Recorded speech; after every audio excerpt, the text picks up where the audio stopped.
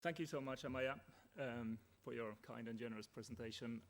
Thank you so much, Raul, and the rest of the team involved in this organization of the new edition, this long-awaited merging of the Inklings and the Myth in the Arts conferences that, as you rightly have pointed out, began quite a few years ago already, and I've had the pleasure of working with you on previous occasions as well.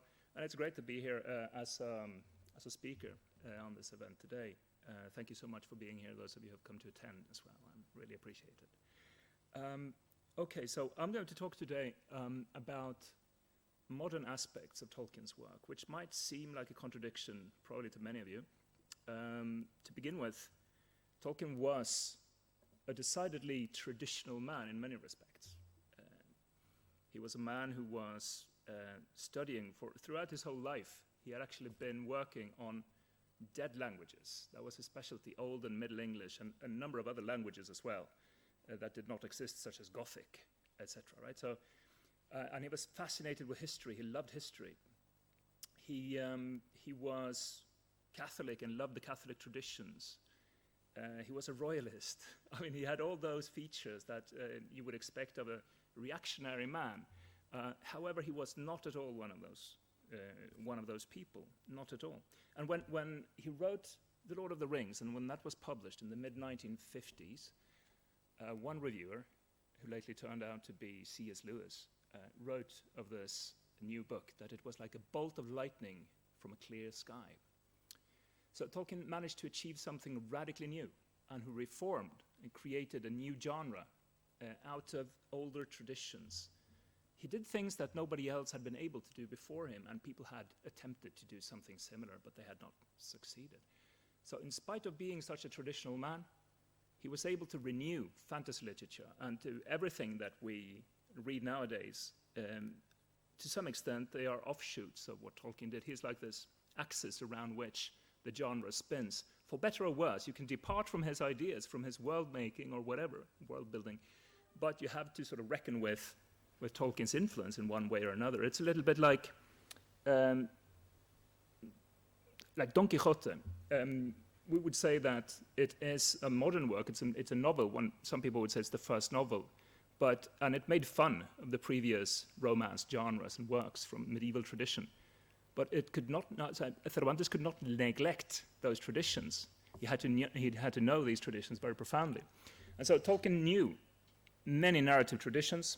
And he was able to combine these traditions from the past and create something really, really new for a contemporary audience.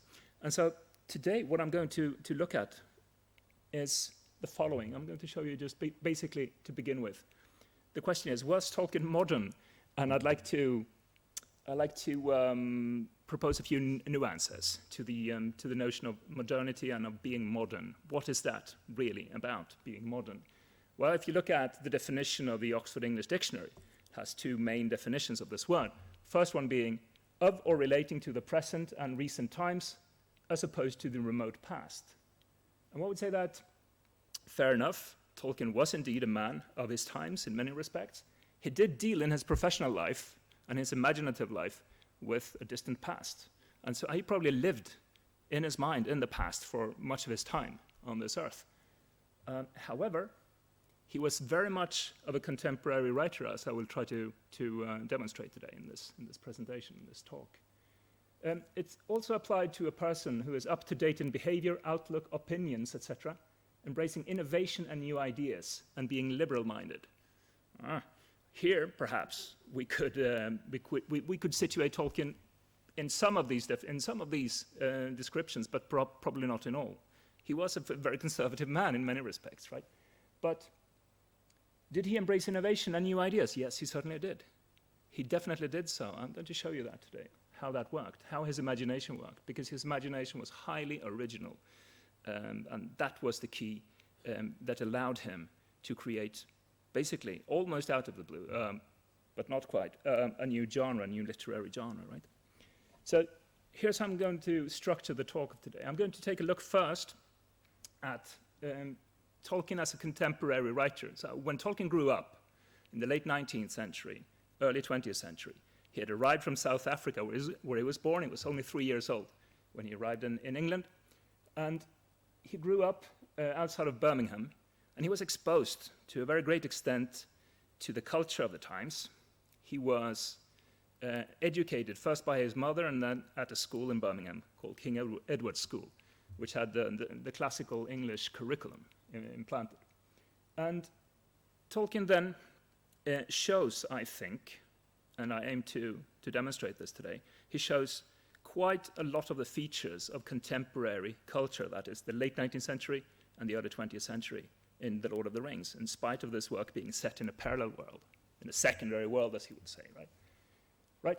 After this, I'm going to show you just to what extent Tolkien took part in some of the tenets of the modernist movement in literature, in particular.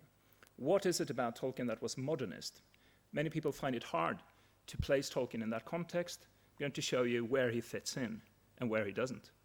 So it's always with Tolkien, we always have to employ nuances, right, in our appreciations, because he was such an original guy in many ways. And then finally, I'm going to move on and take a look at Tolkien and the future. The things that Tolkien anticipates in his work that would later be debated and discussed in parliaments, in Congress, in the press, in mainstream culture. But he wrote about these things already in the 1930s and 1940s. They wouldn't really pop up and become popular until the 1960s. So to some extent, we might say that he was a very modern writer. He could anticipate things that would be talked about a little later on in the century. So all of this, hopefully, will help me to show you to what extent Tolkien was a modern writer, to what extent he is relevant for us today, and to try and explain why his imagination worked the way it did and what it created. This is basically the structure of the talk. To begin with, then, I'd like to talk about recovery. This is a notion that Tolkien discusses in his own essay called On Fairy Stories, and he's writing this essay is actually preparing a talk, such as the one that I've prepared for you today. But he was holding this talk in the late 1930s in St. Andrews, a university in Scotland. And he was talking here about the theory of fairy stories, that is, in other words, fantasy literature as he understood it. And he was referring to the kind of fantasy literature that had been written in a distant past and in more recent times as well. Now, Tolkien's notion of recovery, what was it that he was trying to recover? This is what I'm going to look at, because that was part of a more general project of cultural recovery going on in the 19th century, throughout the century. To some extent, we might say that Tolkien was very much a son of the 19th century. He was born in 1892, and he really sort of grew up with those values and with that cultural impetus in England at the time. We have a picture, this is Alan Lee, showing us the hobbits returning to the Shire and combating the industrial blight that is taking place in the Shire after the War of the Ring, where Saruman as Sharky has established himself in that part of the world. Now, if we look at what Tolkien says about recovery, he says, in his view, he says, recovery is a regaining of a clear view. It's about seeing things as we are or were meant to see them, as things apart from ourselves. He's establishing a distance from the perceiving subject and what's out there, and this is a necessary distance. And in Tolkien, everything is about fighting against possessiveness, right? This is the major sin in all of Tolkien's work. It's appropriating things, people, whatever, ideas, whatever, right? He says, we need, in any case, to clean our windows so that the things seen clearly may be freed from the drab blur of triteness of familiarity, or from possessiveness. This is what he says here, and this is crucial, right? So he goes on and he says that we should look at green again and be startled anew, but not blinded, by blue and yellow and red. We should meet the centaur and the dragon, and then perhaps suddenly behold, like the ancient shepherds, sheep and dogs and horses and wolves. This recovery fairy stories help us to make. Now, Tolkien, when he is articulating this concept, these ideas, he's not original. This is not an original Tolkienian idea. It's something that has been dealt with throughout the 19th century in English culture, and especially since Romanticism. It was very much about regaining a clear view of the past, look at the world with new eyes, a fresh perception of reality, connecting with a bigger picture, allow ourselves to contemplate the world with almost a childlike, innocent wonder now. And Tolkien says that fairy stories can help us do this, show us new perspectives of our own world, which is part of his project in his whole corpus of literary works as well, right? So the English cultural recovery in the late 19th century and early 20th century, Victorian times went on from 1837 to 1903, and then the Edwardian times to 1910. But it has several features, and Tolkien sort of partakes in all of these features. This is what was going on in England at the time. The kind of recovery that they were attempting to effect was about these things. So the first thing would be a kind of neo-romanticism. Neo-romanticism is basically a tendency to go back to those values of the Romantic period that had been lost throughout the 19th century. Basic values of the Romantic period. This was a reaction against the Enlightenment to a very great extent. And those of you who've taken my classes in literature, that you will be well familiar with what I'm talking about. This is basically saying that, okay, reason is not everything. We will not be able to explain the world with reference to reason only. We need imagination. Nature is another important feature. Nature as an overarching sort of general reference, frame of reference for our understanding of the world. We should pay attention to nature. It will allow us to connect with the higher reality which is out there, with eternity, if you wish. The subjectivity and the particularity of things. It's not about explaining the world with great, grand, universal principles, which the Victorians were so keen on doing. It's about the particular, right? The special features of the perceiving mind, and maybe our own sort of subjective processes of interpretation, that kind of stuff. So there is this tendency throughout the century. The romanticism sort of faded out a little bit in the 1830s, and it was replaced by a more disenchanted view of the world. The Victorian times were very much marked by new scientific findings in the world. We can talk about a number of features. For instance, in the 1830s, there was a work called Principles of Geology by Charles Lyell, basically showing us that the world is much older than what the Bible said. The Bible talked about 6,000 years. And then Charles Lyell all of a sudden shows us that, no, hey, millions of years old, all right? And so that sort of overturns some basic assumptions and lead people to think that, hey, some of the things that the Bible holds may not be true here, and it's scientifically demonstrated. So progressively disenchanting, if you wish, taking away the magic or the supernatural or the realm of transcendence, which the Romantics were so keen on keeping. We can talk also about the discovery of dinosaurs. Dinosaurs would show that, okay, we know very little about our own distant past.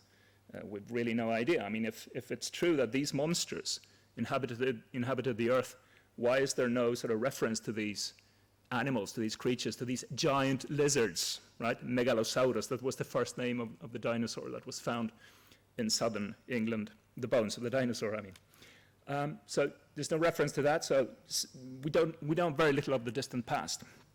And of course, Charles Darwin, right, in the 1850s, on the origin of species, he begins to outline a grand theory of evolution. And it turns out that human beings, from his point of view, is just another animal, right? And it's been able to survive because it adapted, the survival of the fittest and all the rest of it, right? Which in turn led to social Darwinism, saying that England was probably meant to be where it was in the world because it had best adapted to the historical circumstances and economic imperatives of the 19th century. A whole series of assumptions and discoveries that sort of basically disenchanted the world, and people were not altogether happy with this in England. English culture had been detached from the economic realities of what that really sustained the British Empire, which was Industrial Revolution, it was colonialism. But somehow, in the English mind frame, those things would not, it was a little bit ugly to take those things into account. We shouldn't really talk about those things. No? We should talk about the distant past, we should talk about the heroic past, we should talk about England's green and pleasant land, the countryside, the beauty, picking flowers and the rest of it. That was sort of the romantic or near-romantic approach to things. Now, it's a century in which we can also talk about, if you wish, a general contrast between the city and the country. So there is this, let's say, there is this assumption here also that the city was not a good place to be. Country was much better. So the paradox here, or the irony, if you wish, being that most people by this time lived in cities and not in very salubrious conditions. No? These were not nice places to live in at the end of the 19th century. And for example, we have a commentary by Lord Rosebery, who's addressing this issue already in the 1890s, right?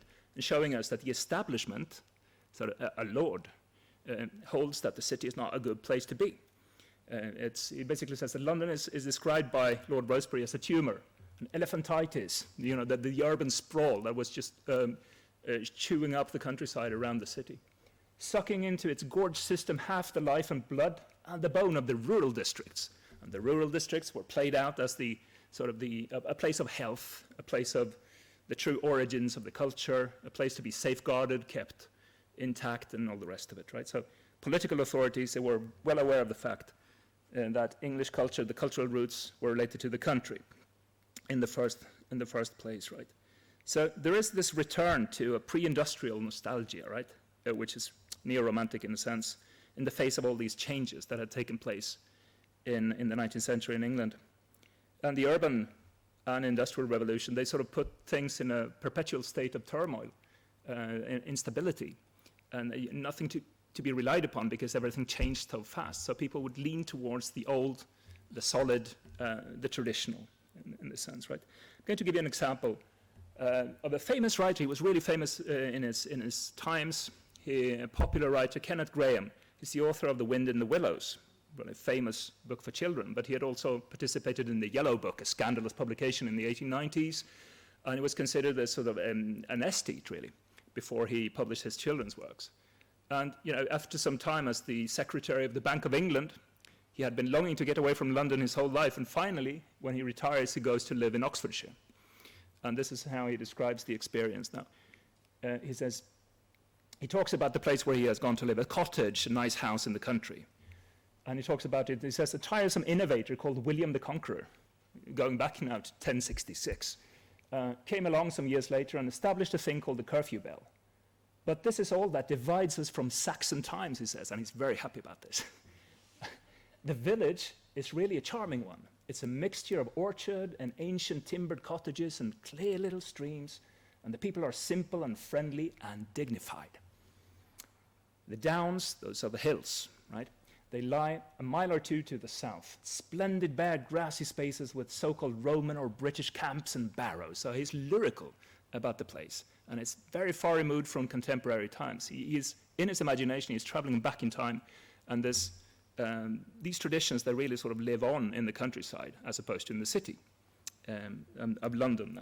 And so there is this, if you wish, sort of middle-class idealization even of an aristocratic past, right, in which things were different. Because this was before the Industrial Revolution. We have to go back to the 17th century, early 17th century, 16th century, in order to arrive at a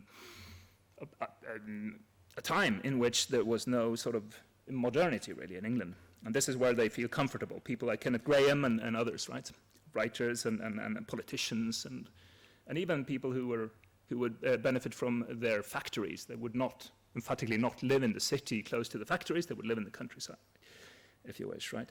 So there is this sort of the pastoral imagery, rural nostalgia on behalf of people in general, especially on behalf of the middle class. There was a growing middle class in England. And I'm giving you all this information just to sort of give you the context in which Tolkien grew up, right? And those values that he kind of inherited, right? To show you that he was taking part in this to some extent, right? A little later. So there is this, and also neo-medieval imagery that comes into play. Here's an illustration. This shows Toad Hall from The Wind in the Willows. Toad being this country gentleman, insufferable country gentleman. You can see his house here. It's a very, very posh house, but it's also connected to nature. The River Thames is running by, and then he has a little garden, and then there are fields and woods. And it's like the typical place where Kenneth Grahame would love to live himself, actually ended up living. So we have this situation, right? And in parallel, in the late 19th century, a very influential designer and writer and poet, furniture maker. I mean, he did many things. William Morris. And he was one of the driving forces behind this movement called the arts and crafts. Arts and crafts aimed to recapture the spirit of the Middle Ages, handicraft, handmade things, unique things, as opposed to industrial production, obviously, right? And so, for example, in the world of books, he published a new edition of Chaucer. This is probably one of the most famous books ever printed and made in English history. The Kelmscott Chaucer. William Morris had his own publishing house called the Kelmscott Press, and he decided to design his own 2 different typesettings just for this book. He hired his friend Edward Burne-Jones to provide him with the illustrations, and he printed probably only 500 copies or so of it. So it was a work of art, it was an artifact.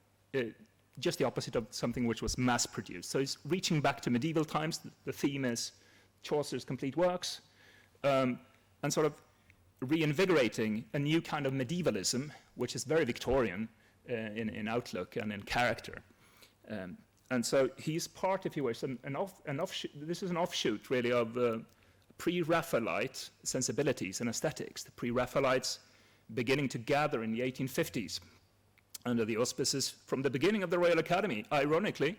But there was, 3 sort of men who decided that they wanted to do something new in art, going back to times before Raphael in Italy, that is, to the Middle Ages, right back. And so they would capture these themes and this imagery and this aesthetics, really. And here we have a late production. It's a late pre-Raphaelite, if you wish. John William Waterhouse in 1888, illustrating actually a poem by Tennyson, who was also active still at this time in the 19th century. Tennyson being also a neo-medievalist in a very strong sense, writing about princes and knights errant and King Arthur and Lady of Shalott in this case, right? So we have this going on in parallel. So going back, the middle class really had a hunger for medieval times, even for aristocracy, right? Might seem sort of rather reactionary, it is, to a very great extent. But this is the sort of the cultural milieu of this period, right?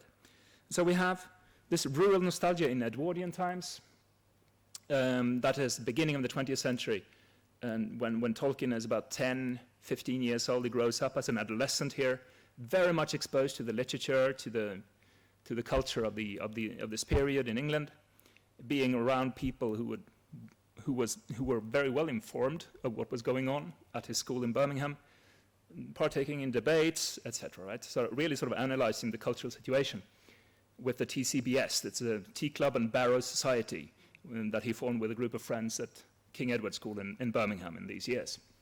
So I'm just going to show you a few publications to give you a feeling of the spirit of the age. So we have titles such as Haunts of Ancient Peace. This is about the English countryside, right? Where you can go. You can leave the city, you can go out into the country, and you can enjoy haunts of ancient peace in the countryside. This is presumably what the middle class was looking for, right? These were all sort of bestsellers at the time. We have Ford Madox Ford, Heart of the Country, again, sort of a lyrical descriptions of the English old countryside. Edward Thomas, great writer, I can recommend him to all of you. It's probably the best prose in English in the early 20th century, and that's to say something. The Heart of England, just look at the title, Also poetry anthologies, and the poetry anthologies, they were all about sort of celebrating the countryside and pastoral bliss and all the rest of it. And they were produced for people who would go out into the country. They would probably leave the city, take a train, and go out into the countryside. And this was available for everybody. So working class could do this. It was not a problem. You can even take your bike, ride your bike out of the city, and it was a very popular pastime. People would go out into the country on the weekends to enjoy Haunts of Ancient Peace, the Heart of the Country, and the Heart of England. And so these two anthologies, they were huge bestsellers, and they were pocket editions so that people could put them in the pockets and walk with these books as they sort of strolled in the countryside. And the idea was that they would stop every once in a while, take out the poetry anthology, read a little bit of poetry, enjoy the scenery, and walk on. So this is how people acted in those days. Kind of fun. The Open Road, a little book for wayfarers, 1905. The Footpath Way, an anthology for those who travel by the countryside, in 1906. So this was the scene. And so let's say that the English people, English middle class, they would try to rediscover their own ancient past, and it was kind of difficult to do so because there was, moving from the city to the country was a huge contrast, and it was a new mindset that was required to be able to assimilate all these sort of Roman ruins and the barrows, the Celtic stuff, and the old traditions. You had to be informed, and you had to, confront this with an open mind, kind of. And sometimes it was scary and difficult for these English people to do so. It was like overwhelming. They were modern Englishmen. They were sort of urban Englishmen, and was exposing themselves to these old traditions was sometimes really uncomfortable. And some of the literature written in this period, literature for children, literature also sort of horror stories, which I will refer to in a while, they show this. They show this terror that can afflict the modern Englishman in search of his own roots. Shocking experience going out into the country, right? So where does Tolkien come in here into this? More specifically, I'm just going to give you a few examples, right? Tolkien writes about this a little later, much later actually, in the beginning in the 1930s. He writes The Hobbit and then The Lord of the Rings as a sequel initially to The Hobbit. And what do we get here in terms of contemporary and rural nostalgia in the Shire? Well, here's an illustration by Tolkien himself showing Bilbo at Bag End. This is a country retreat, and he's a gentleman smoking his pipe. He has an ordered, well-tended garden. He keeps servants and gardeners, and his favorite pastimes is just reading, writing, going for walks in the country, smoking his pipe, and singing little songs on the road, right? The Songs for the Open Road, that anthology that had been published in the Edwardian times. He would be a perfect example of that kind of Englishman. Tolkien himself says that the Shire and its inhabitants were inspired by people that he came across in Sarehole, a small hamlet, a small village outside of Birmingham in the 1890s, around the time of the Diamond Jubilee.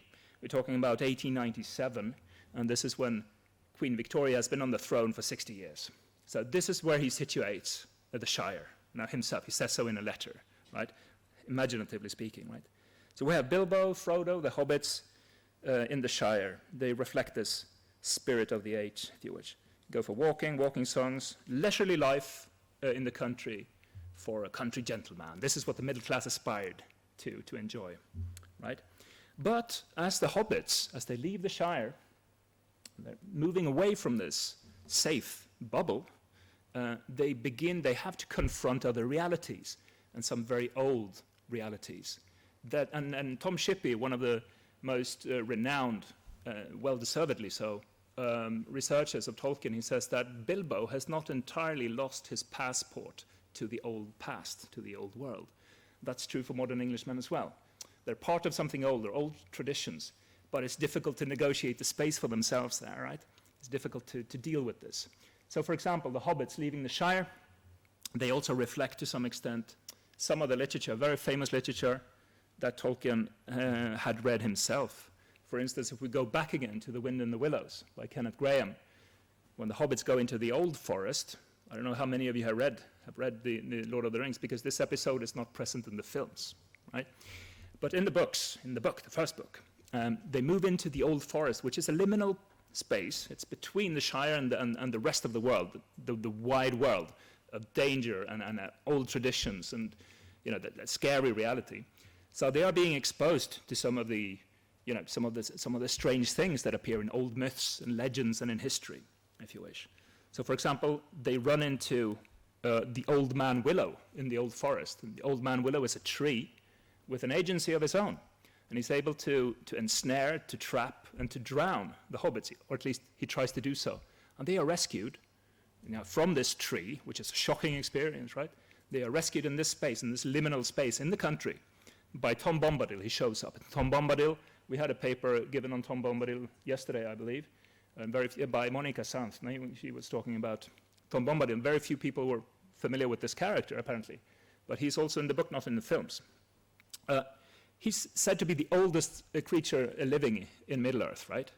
And he gives them information about the distant past, about the old myths, about history, about the role of Old Man Willow is like he's a tree, but he can still act and you know, take vengeance upon hobbits, because allegedly hobbits had been inflicting harm on his trees, on the trees in the woods. He had grown evil, Tolkien says, or Tom Bombadil says, right?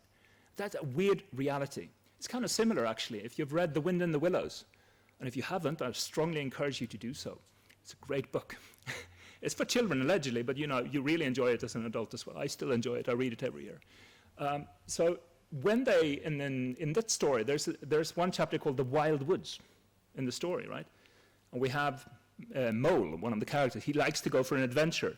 Mole is also like this modern English middle-class person living by the River Thames, and he's keen on going out and exploring a little. He thinks it's exciting. Goes into to not the old forest, but to the wild woods. But it's basically the same thing. Getting lost in the woods, he hears all sorts of weird sounds, and he's getting more and more scared. And he goes into a tree to hide, and it's a hollow tree, and he goes to hide there from the evil things in the forest. And then he's kind of rescued. He finds one of his friends shows up, and then they find a place where the badger lives. And the badger and Tom Bombadil, they are really very similar. The badger is the oldest animal living in the British Islands. He is also telling them about the old stuff going on in the world. Under the home of Badger, there are Roman remains, for instance. So we can see a clear sort of reference here. Tolkien is reflecting not only the spirit of the age, but also the literature of this period. The Wind in the Willows was published in 1908 in the Edwardian period, right? This is what he also had read this book. Another story is called The Willows by Algernon Blackwood. Algernon Blackwood published this in, I think it was 1910, or something like that. But this is a tale of terror. It's a story about two people having left their homes, gone on an adventure in southern Europe, and they come across an island. They are traveling on the river. They come across an island with willows, and the willows move and act and even kill people, allegedly, right? So he's reflecting this literature from the period as well as the hobbits leave the Shire. This is a very clear reference, right? But the first part of my presentation was dealing with the context then. This is how he is contemporary in a very strong sense. This is how he reflects the age in which he himself grew up, modern England, reflecting middle-class attitudes, right? We move on then to the next part, which is about the contemporary modernist renewal in the arts. How could Tolkien be part of this? It's a shocking thing for many too, I believe, because this is more or less the vision of modernist artists. This picture, this painting, is by Paul Nash and was painted in 1918, and it's entitled "We're Making a New World." And as you can see, it does not really look like a pleasant world that they are making. They have to destroy the previous world in order to create a new one. This is a scene from the trenches, or from the no man's land probably, in the First World War in France, right? First World War kind of did away with many of the assumptions about so many things, about time, about culture, about everything that had been going on so far. I mean, after all, there must be some problem with a culture that ended up sending millions and millions of people to die like cattle in the trenches in the First World War. So we have to redo this. We have to create a new world, something different. Something went wrong. Something went badly wrong before the First World War. This is the assumption, right? And so Tolkien he took part in the First World War himself. He was also an incipient artist. He had been writing before the war, mainly poetry. But he thought of himself as a poet and as a writer. Here's Tolkien in 1916. He went to the Somme. The Somme was the bloodiest battle in the First World War. He was part of that as an officer. He was a signals officer.